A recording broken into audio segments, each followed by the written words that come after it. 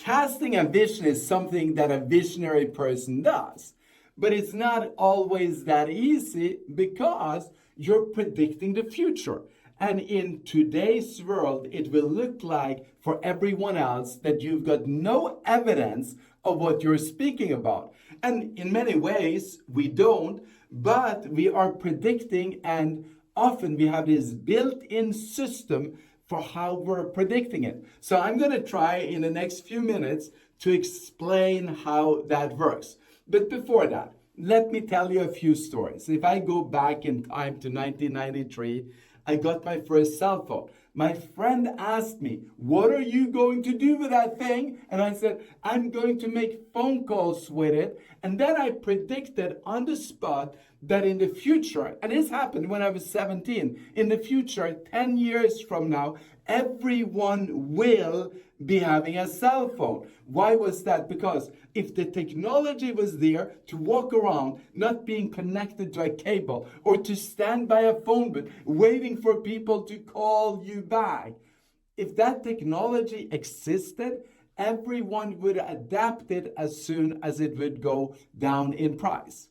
A few years later, I predicted that network marketing, so direct selling, which we're in, will become a mega trend in the future. Well, the time frame I give isn't been completely correct. But I believe right now with the drive of AI, which is the ultimate automation of society, where a few years from now, it hasn't happened yet, even though lots is happening very fast, it will replace so many tens of millions of jobs that people will really search for something else to do. And I think that that's going to lift the profession of direct selling. And I've been talking about this for over 2 decades already. Then I remember in 2004 when I saw a coffee pod machine for the first time. I put in a pod and it made me coffee, and I said, "Wow, it tastes as good as it does at the coffee shop." And I understood that single serve would be the predominant growth of the coffee market for the future. And that was why in 2005, Zinzino was launched as a coffee company. And we still sell some of that coffee in the original markets, the Nordic and the Baltic. But something even better happened in 2012. I ran in to the balance test and the balance oil, and it changed my life forever. And I said, this is a mission we can take, and we can become the pioneer company of test-based nutrition. And that's going to change and impact the world a lot more, in my opinion, than coffee pods, even though I love coffee, than direct selling, even though I love the profession that we're in, and cell phones, even though I'm completely addicted, so is my wife and my kids, to their smart devices. So I'm not taking anything from anything else. I'm just saying that the impact this will have on society is far beyond what we can understand. Now, being a visionary isn't always that easy, because we often get met by opposition. It wasn't so that Hilda said when I first brought out the balance test and the balance oil, to see that she said, "That's a genius idea." In fact, she said, "I don't think we should do that because we predicted the future of coffee and that still hasn't happened fully."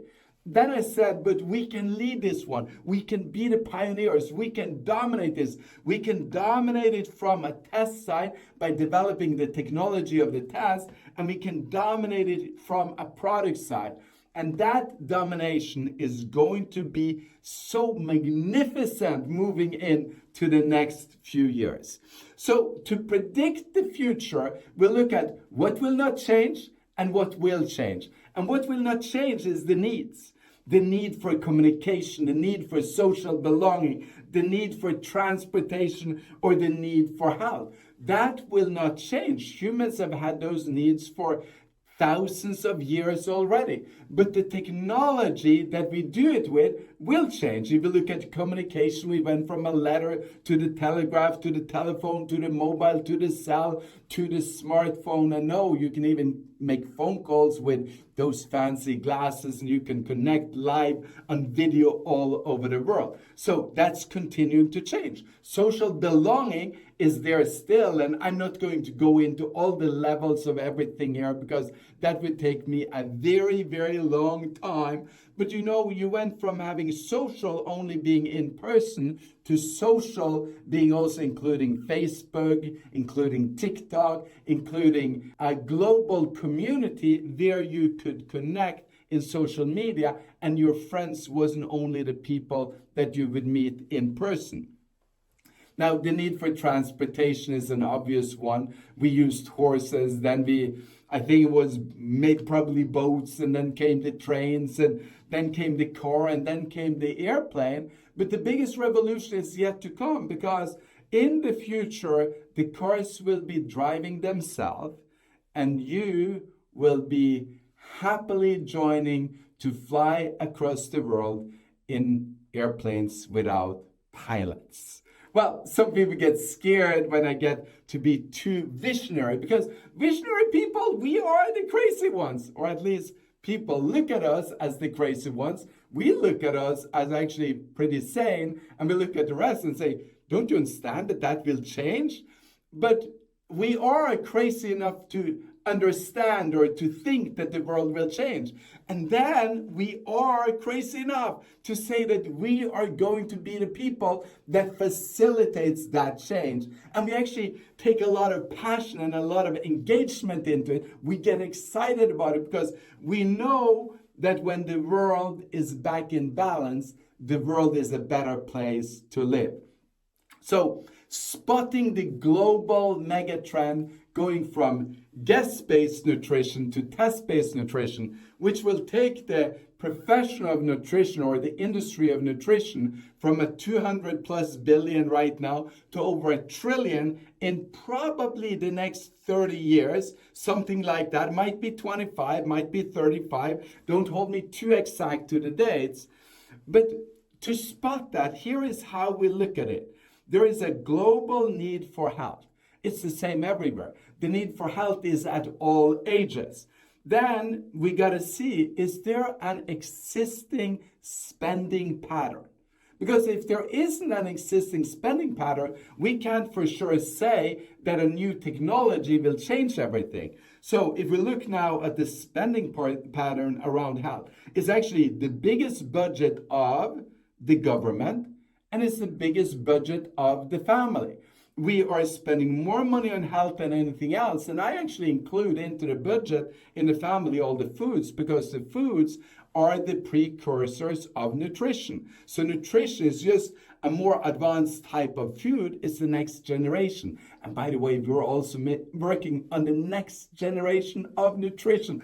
That makes me very excited. But that's for a later moment. That's for another video to explain how the next generation of nutrition is going to be laid out. So there is an enormous spending in the area of health already. Then we look at what's the new technology in that specific area. So if you look now at nutrition, the balance test was a specific technology into the area of omega-6 to omega-3, or into the area of omega-3 if you want to simplify it, where we measure all your fatty acids that is built up in your cell membrane. And your cell membrane is actually the most important nucleus in the body, because everything in your body happens either passing in through the cell membrane or coming out of the cell membrane. And then we use a lot of those nutrients in the mitochondria inside. And the mitochondria also have a membrane built by the same fats. So then when we find there is a new technology, meaning that there is a new technology, a test that will tell you if you get enough omega-6s and if you get enough of omega-3s. And now from science, we know that we get way too much omega-6 and we're getting too little omega-3, but now it becomes personal. And then, do we have a product that will kind of like close the gap so much better than existing products in the market? Will we be able to do this better than what the doctor's recommendation is? Will we be better than doing this than what they do it at the fitness club? Will we be better at doing this than other omega-3 companies? Will we be better at doing this to the degree where the customer feels that when they've gotten into our products and later on into balance, which we call it, will they feel that it's a 10x difference? And if the answer to that is yes, then we move to number 5, is that can we completely replace the old? And the truth is yes. So what do we replace? Well, we replace a part of the food budget, because in the food basket, when you go shopping, we have filled up everything with omega-6s. And we didn't know that for a long time, because before the test, we didn't know that everyone had such a large problem. 97% fails this test, you know? When we look at that, well, because the whole feed industry got filled up with omega-6s, and everything that we eat eats omega-6 before we eat it. So our levels got elevated. And then we also had dietary changes. That means that we are not getting as much omega-3s as we used to. And with correcting this, we set our health straight again. And the results from it is mesmerizing. The amount of testimonials that I've heard, the amount of thank you notes that I've gotten on physical paper, even in the mail as letters, but as text messages, as social media, or when I meet them at events, is just mesmerizing. The amount of feedback that I've heard my leaders getting from across the world. We're selling to over 100 markets, and we're officially operating in more than 50 countries. The feedback that we get is just mesmerizing. So we've got all of the things in place to become a global megatrend. Zinzino can become a global megatrend company. That is a company like Apple, like Facebook, like Netflix, like Tesla, and I could mention many, many more. And there is, of course, the mega big ones and the smaller ones. But I think that we can become a company that goes to 100 million customers by 2050. A global megatrend grows in 5 phases. First is the innovation. It's the people that are crazy enough to try to change the future. The ones that get in early, that is kind of like they want to try it out. And the way they get in is the innovators, is their interest, is because they work in the area, but it's also through our model of direct selling, they get in because they got introduced before somebody else. And when somebody else said no, they happen to say yes. And that first phase takes us from 0% of the population using the new product to 2.5% of the population. The furthest we have gotten in this first phase is that we've gotten to over 1.5% in Norway, and Scandinavia has solidly passed 1%, and the Baltics have solidly passed 1%, and there is many more countries across Europe that is getting close to 1%. We cannot predict exactly when we have finished the innovation, but when I listen to what's happening right now, and that's the things that drives it, you know, how it goes faster. And that is that the growth of the trend is determined by the political needs and how many copies you. And I can tell you that every single month now, I'm hearing about somebody wanting to go into test-based nutrition. And it's probably a lot more than ones that I hear about. That's just ones that crosses my table. There will literally be tens of thousands of companies joining into the trend of test-based nutrition just in the next few years, which will lift us as the pioneer, as the leader of the market to new heights. But what I didn't expect to come this fast was that politicians, that people that have influence far beyond my reach today, I hope I will have that global influence one day in the future, is constantly in the media talking about the overusage of plant oils. Omega-6s, is that what they're actually saying? And they say seed oils, that's omega-6s again, and how we are lacking omega-3s in society, and how that is driving all of the health problems that we've seen growing so fast for the last 60 years. That is the big problem, they say. The politicians say. There is a few out there right now. You can follow them, and I recommend you to follow them. I don't want to put their names in there because this is not about politics. This is so much bigger than politics. But that drives the trend. And the reason why that happened was because there all of a sudden became a health minister that comes from sort of our background. He was already into nutrition, and he wants to move this forward. So this is a trend on the product. Now, the second thing that they say, the only way to know is to test. And that is the trend of the testing. And testing is going, again, as I said, to explode the profession of nutrition into an enormous amount of sales. When we move from innovation, we move into trend setting.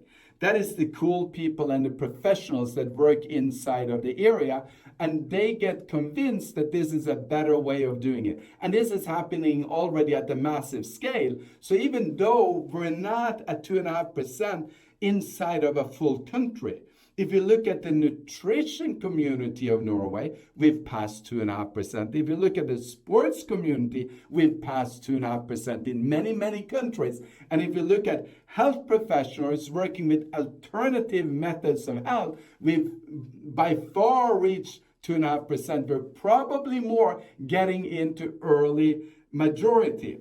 So from 2.5 to 13.5% impact is then called trend setting. And then the next 34% of growth is 16 to 34%, which is called early majority, and it's mainstream. It's when the fast movers, the fast followers are coming and say, well, I need to take care of my health. I need to also get into balance. After that, early majority became into late majority, another 34%, from 50 to 84%. Those are the ones that are a little bit conservative. They don't want to have the things first, and eventually comes the laggards, the people that hate me, the last 16%, the people that think that I've completely lost my mind when I say that you need to take a test and then you need to take an oil and that will replace some of your food budget. They say, how can somebody say something like that? And they eventually don't want change, but when there is no more option in step number 5, they will comply just like the rest of us.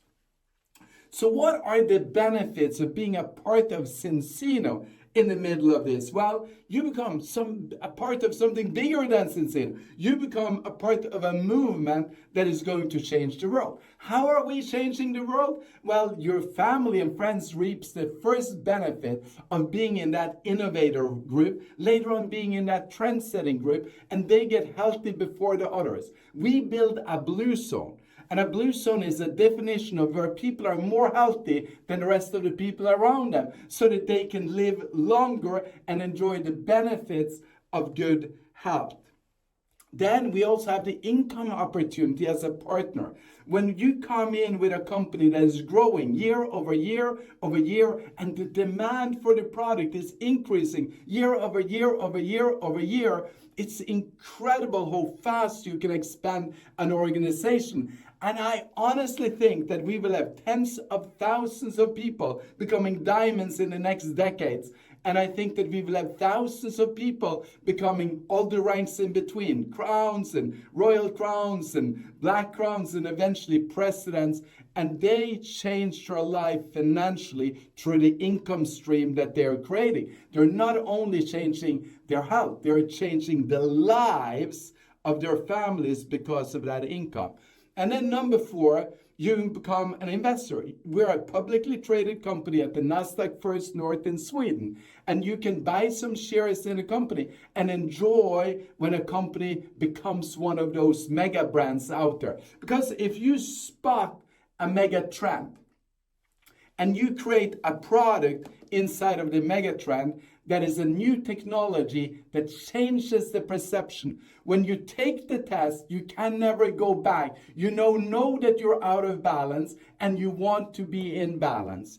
And then you have a product that works 10x better than the rest, so that when people are in balance, there is no option to go back to another product. Then you create history and you get tens of millions, then 100 million, and probably in the future, hundreds of millions of customers. And in the stock market, that gets rewarded and you become the history maker of this change in the world. I believe that history is being made as we're speaking. And Zinzino is this company that is making that history as the pioneers of test-based nutrition.